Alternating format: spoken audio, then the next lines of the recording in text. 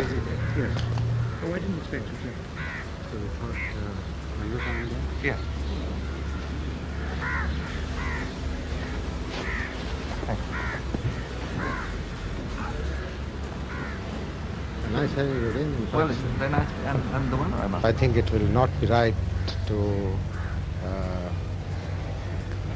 for any person to say that it wasn't a fair trial. I would say it was as fair, in fact, more than a fair trial that any trial could be. I think the question on everyone's minds is, will Mr. Bhutto be hanged?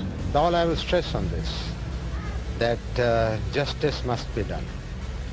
And nobody is above the law according to my conviction, whether it is Mr. A, Mr. B, or General Ziaul Haq himself. And justice must be done. It's unfortunate that the person who is involved in this case, who has been convicted, the former Prime Minister, happened to be a politician. He happened to be the former Prime Minister of Pakistan. He happened to be the chairman of the People's Party. But that does not make him or anybody else above the law. Do you think that the very fact that you have a military government at the moment in Pakistan would influence the courts, must influence them? We can't.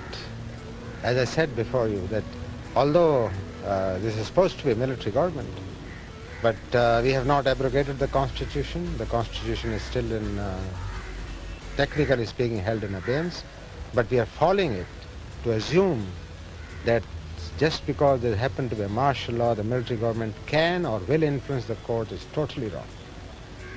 They are independent, and we respect their freedom. And I have always said that the judiciary must be independent of the executive, and they must do what the justice demands. Have you discussed the case with, say, the Supreme Justice? Or? No, sir. It's up to the judges to decide the court. I've read the verdict, yes.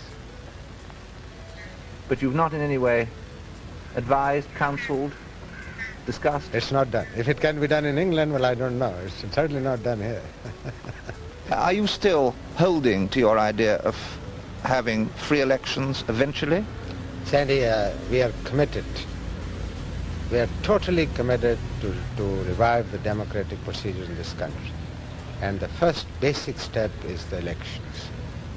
And it is my effort, my government's effort, my colleagues' efforts, and except for an odd party, totally we are all endeavoring to create an atmosphere where we could hold free and fair elections. Because the democratic process must have its evolution. Would it be a long way away? Oh, no. We don't intend to stay for years.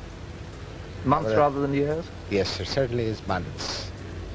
And all I'm looking for is an environment in which to hold elections, and more than that, to see that the results of the elections are positive. Because elections for the sake of elections is not the answer. Elections must bring out a positive result in the form of a somewhat stable political government.